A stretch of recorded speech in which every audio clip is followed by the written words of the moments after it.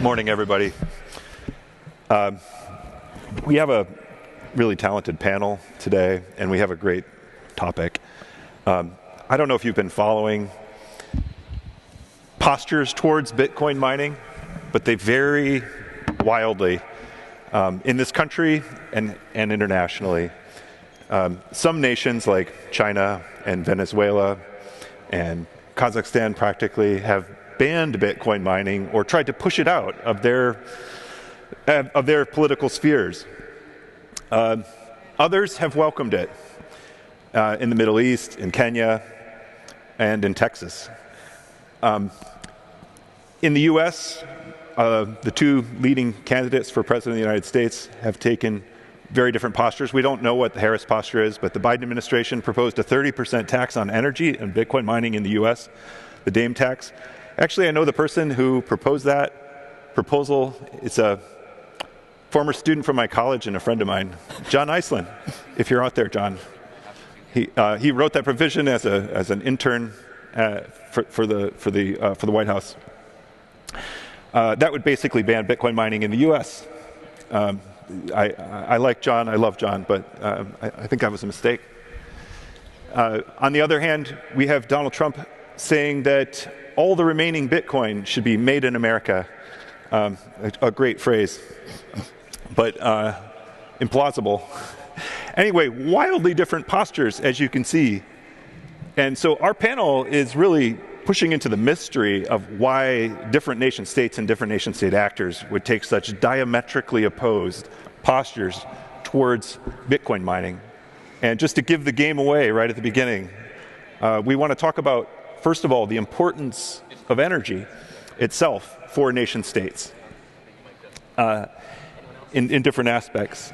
And secondly, we want to talk about the relationship between Bitcoin mining and energy infrastructure, which is maybe more complicated than you would think. So first of all, I just want to do an introduction of my panelists here. I'd like each of you to tell us who you are and what your background is and what brought you here. Why don't we start with you, Lisa? Good morning. I thought this was going to be empty. Thank you all for coming so early this morning. I'm Lisa Hough. I'm Ella Hough's mom. She asked me not to say that, so I had to be sure and say it this morning. Former energy trader, grew up in Houston. My dad was in the energy business. My whole life has really revolved around the energy space. And there's this enormous connection between energy, national security, and what our Bitcoin miners are doing to make us a more resilient world, not just a more resilient country, but a more resilient world. So delighted to be with you guys and to be with these esteemed fellows today. Good morning. I'm Jeff Lucas. I'm the CFO for Bitfarms, and I appreciate all you being here for the Red Eye special. So Bitfarms, we're about almost 12 exahash now, 21 by year end and 35 plus by next year. We will shortly have about 600 megawatts of capacity here.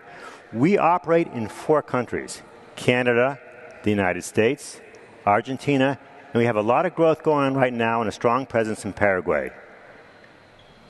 I'm Harry Sudock. I'm the Chief Strategy Officer at GRIID, soon to be joining CleanSpark. And I'm really an energy and prosperity maximalist at the heart of it.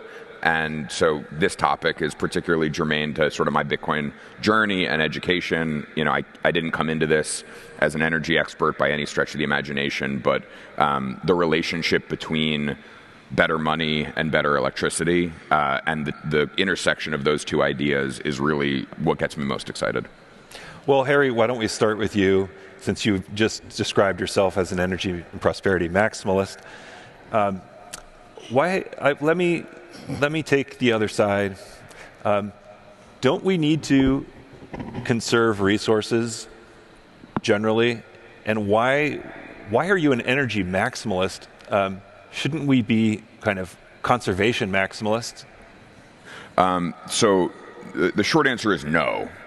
We should not be conservation maximalists. We should produce dramatically more electrons in the most clean and responsible way that we know how as a people, because, you know, there's a classic chart which basically shows per capita GDP across one axis and megawatt hours per citizen along the other axis. And the relationship between prosperity and energy production is ironclad. There's no daylight between those two ideas.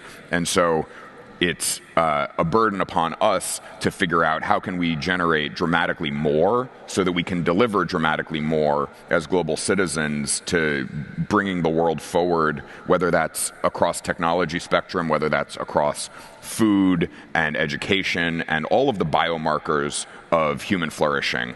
The energy density per capita is the sort of single numeraire for that idea.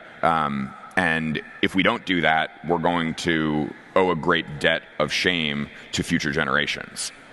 Yeah, I've seen the statistic about how much energy we use per capita in the U.S.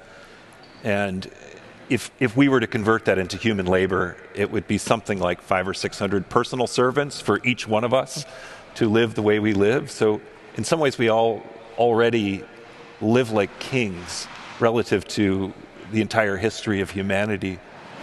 And that's brought to us in ways that most of us, don't understand or even acknowledge. It's completely invisible to us.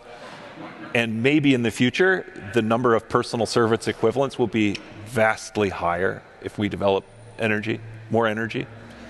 Lisa, you mentioned the national security and energy in your introduction. What does energy have to do with national security? I thought national security was about like weapons and the military. Yeah, I think that's the common the common image, right, that comes to mind when we think national security. We all view these tanks and troops lined up, but national security is three-pronged. National security is a strong standing military. National security is diplomacy, which is what's one of the most hopeful things about this incredible conference this year, the number of diplomats that are coming to speak and to listen to us. But the third thing is your GDP, right? What does a country make, and who are its people? And so when you have countries with abundant energy that they're harnessing, that they're embracing, that they're growing, that they're making more resilient, you have things like the ability to have refineries in Texas or sheet metal manufacturing in the middle of the country, car makers, Coca-Cola bottling plants. All of those things require us, people. When we go to work at those places, at any job, we are putting money in our state coffers. When we put money in our state coffers, we're supporting energy infrastructure, roads, schools, etc. When we think of poor countries, we think of countries without that standing infrastructure. But really what you're looking at is a country with low access or a reduced harnessing of available energy, and thus you're limiting the capabilities of your population. So national security is three-pronged.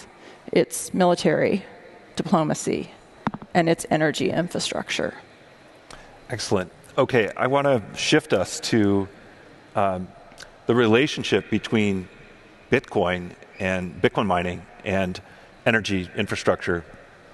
I think that the stances that different governments and political actors take towards Bitcoin mining differs in part because some of them think it's bad for energy. So they would agree. Some people would just think like Bitcoin mining is bad because energy is bad. They just kind of hate. They're energy haters. They're conservation maximalists and energy use minimalists.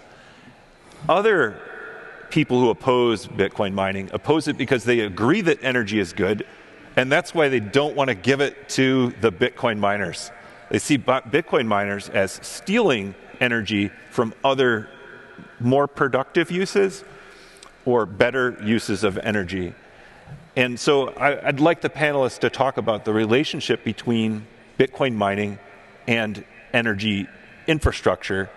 I'd like to go right back. I'll get to you, Jeff, but I've got to go right back to Lisa for a second on the relationship between Bitcoin mining and energy infrastructure. How is it that Bitcoin mining could be a positive for Bitcoin, for energy infrastructure, rather than a negative? Bitcoin mining is just this genius of a thing, right, that's seeking out cheap energy. And so you all are probably familiar with a lot of the examples that are happening around the world where they're harnessing water, they're harnessing geothermal, et cetera, right? But there's also so much infrastructure within a current energy grid that's not being utilized. Right? We're not monetizing every molecule. And so a few examples of that might be a natural gas processing plant where, those are typically built out at multiples of the amount, they're attached to a grid, they're built out much larger than what capacity is actually occurring today, right? They're built with a vision that there will be more demand in the future. So what you have there is basically wasted capital, because you've had a private company or maybe a public company go to the capital markets and build this infrastructure and then not utilize it. So there are places all in the energy system that is standing today.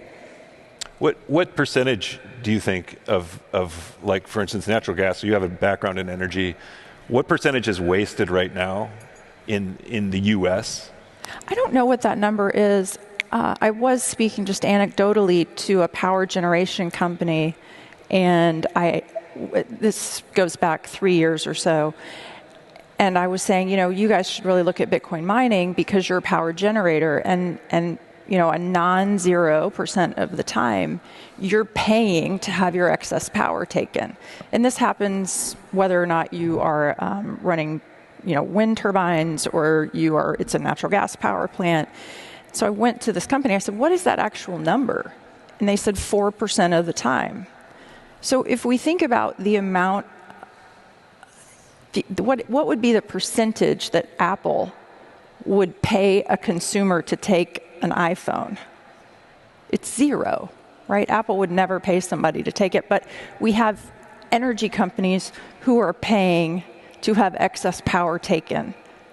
Well, now there's Bitcoin mining. Right, and it's accretive. It's a fine tuning of their balance sheets to really make productive use of every dollar that they've invested in capital infrastructure.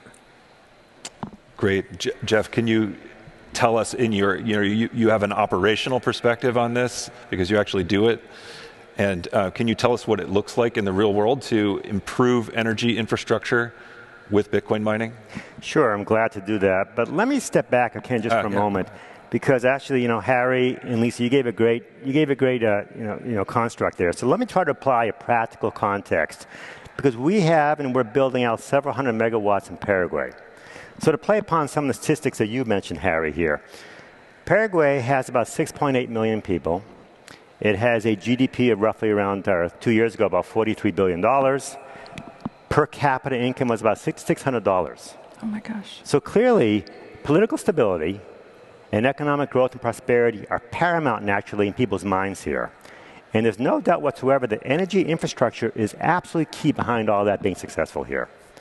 The challenge, as you point out, and we've learned in our discussions with you, Harry, is that you design an energy environment or infrastructure for the peak load period, not for the average usage. And as was pointed out, as you just said, that could be 3 to 4% of the time here. So that's not a very efficient use of capital in capital-constrained countries such as Paraguay. The political leaders recognize just how important that infrastructure is to advancing their own longer-term goals here. Sometimes they have shorter-term consequences as a result of that. But that aside here, they realize just how compelling it is. Now, what role does mining play in that? Well, you take a look at our industry. Several years ago, in the earlier days of our industry here, the goal was to mine as much Bitcoin as you can, take your miners, run them 100% of the time or as close to that uptime as you can achieve. But the industry and the technology have become far more sophisticated now. With the firmware that's in existing miners, with additional software you can develop, you can fine-tune the performance of those miners. So rather than a country having to actually build out for those peak periods, which only occur 3 or 4% of the time, they can be far less. They can rely upon us, one, to dial down the power when it's not needed, or secondly, to utilize that extra availability and keep the system balanced and manage the loads much more effectively. So that's truly the beauty that miners bring, and we're seeing that more and more every day. And when we have discussions, for example, with the political leaders in Argentina and Paraguay, they're new to this. But they glom onto this very, very quickly. They recognize how the fact is they can improve their infrastructure, their political stability, and their personal goals, while at the same time doing it in a fashion that minimizes the capital deployment required. Harry, do you want to talk about what you wish people understood about how energy is produced and how Bitcoin mining fits into that? Yeah, I think that we suffer societally from sort of there used to be an illiteracy crisis across the planet, and now I believe there's an innumeracy crisis where our relationship to the numbers and the system engineering principles that really govern our lives is just this sort of opaque wizardry that we don't deeply understand anymore. And so when you think about what an energy system is, right, there's only three roles in the system. There's a turbine that spins with a big magnet, and that's how the electrons are created. There's a transmission system that's designed to move those electrons all over up to about 500 miles. And then there's a spider web of delivery systems at those endpoints that make sure those electrons get into houses or very large conference centers, depending on where you may be. So, those are the three fundamental roles, and there are constraints amongst those roles where it's very expensive to move power over a great distance, and it's very expensive to build the infrastructure required to deliver.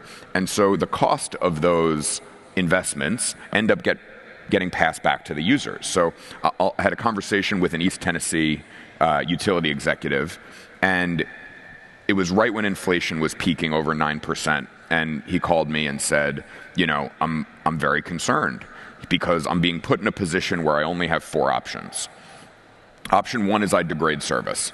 I deliver lower quality because it's too expensive to continue to deliver the quality that I have in the past. Option 2 is I raise prices and I pass these costs back to individuals. Option 3 is I add debt to our local economy and borrow money, which ends up getting passed back to all the users. Or I find someone like you who's going to buy this power on a flexible basis, give it back when I need it, and generate the incremental revenue required to make the system investments such that I'm able to deliver the current equivalent quality without raising costs. And so, forgive me, but I'm the son of a CFO who tells me with great regularity that revenue cures everything.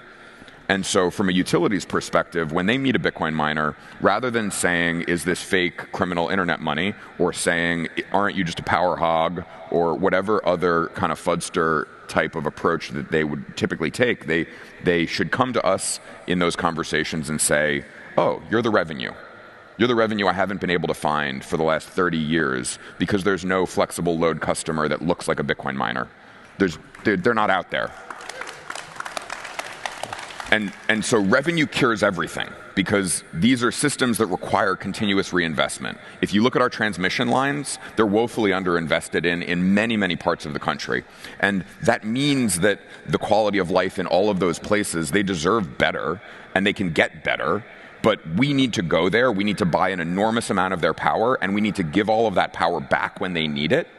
And we're going to be able to deliver prosperity and print enormously profitable businesses along the way.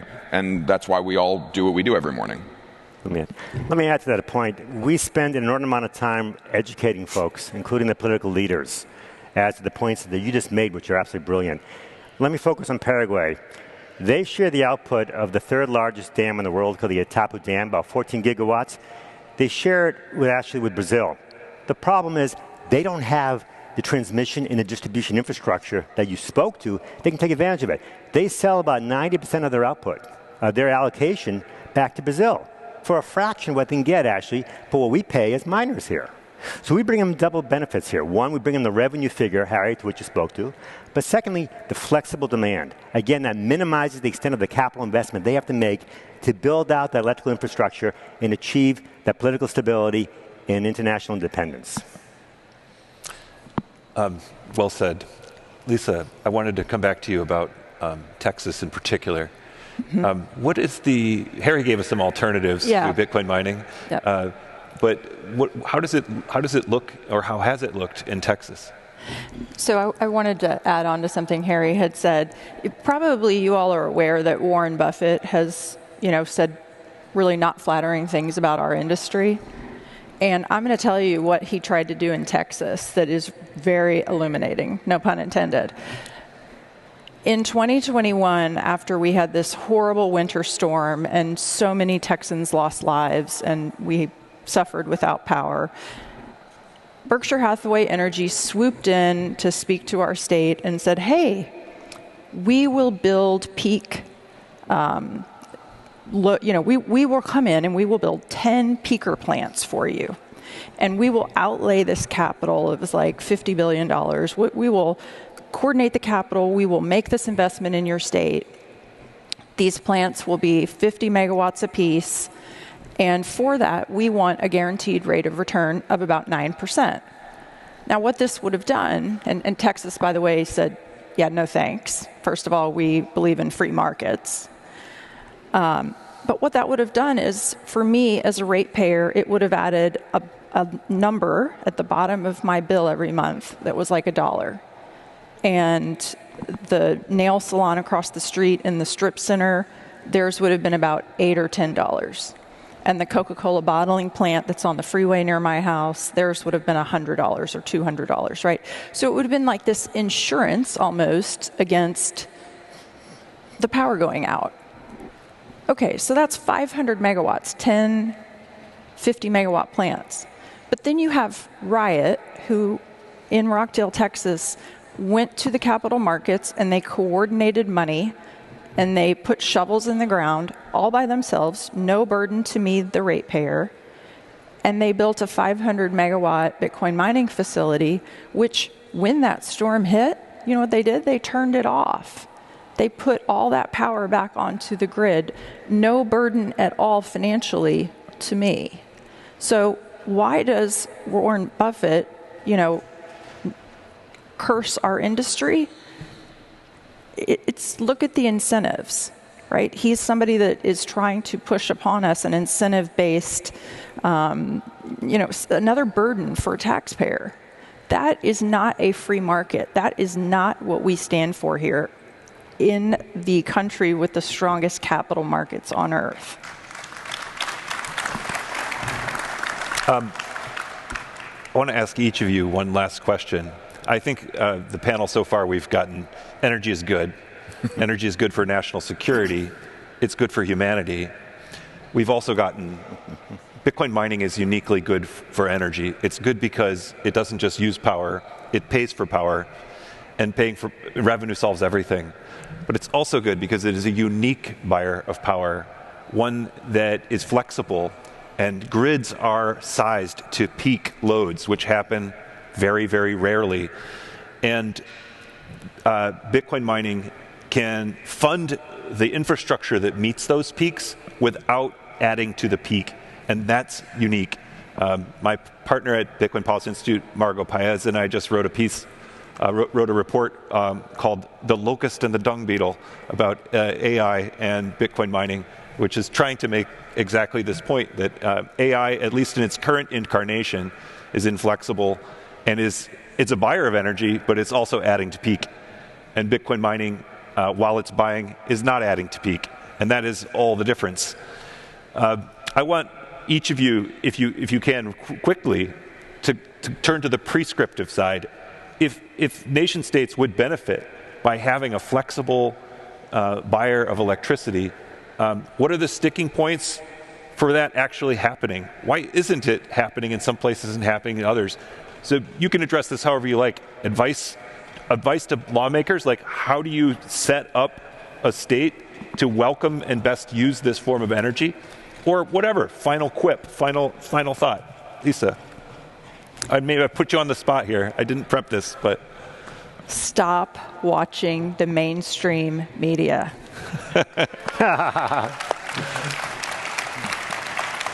That's pretty good. Mm-hmm. Yeah.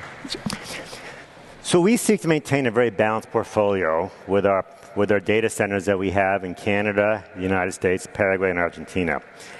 But really what gets us most excited in so many respects are the opportunities that do exist in places like Paraguay and Argentina. But you need to keep your eye on the long ball here, because there are challenges here. In the shorter term, you have the risk, as a lot of investors call it, of the stroke of the pen, that overnight you're going to have a legislative action that's going to result in either a tighter market here or higher pricing. But by playing a key role in educating the political leaders of these countries, you can go a long way to capturing that long-term value. That value is immense. It's under-recognized by the street right now and provides a wealth of upside potential for those of us who are playing in that arena.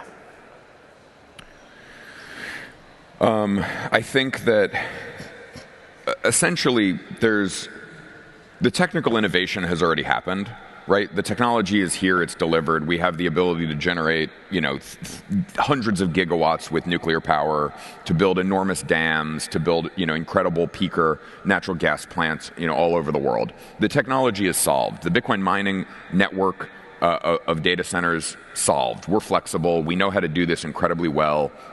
It's done. The area for innovation that remains is just contractual innovation. And that's a place where it's a little trickier because it's not about writing a new line of code or taping out a new semiconductor. It's about getting the stakeholders and interested parties to understand your worldview and understand your track record of delivering successful outcomes. And so the soft skills required to deliver contractual innovation are where we're going to turn our focus to next as an industry broadly, because the technology is here. We just need the contracts to run larger and faster and better.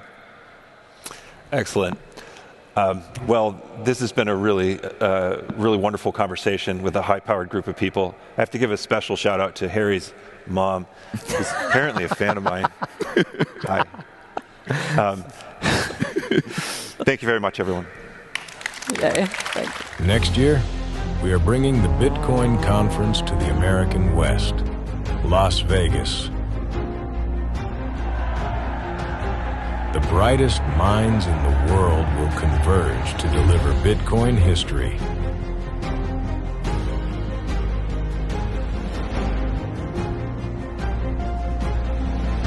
Buy your tickets now at b.tc/2025.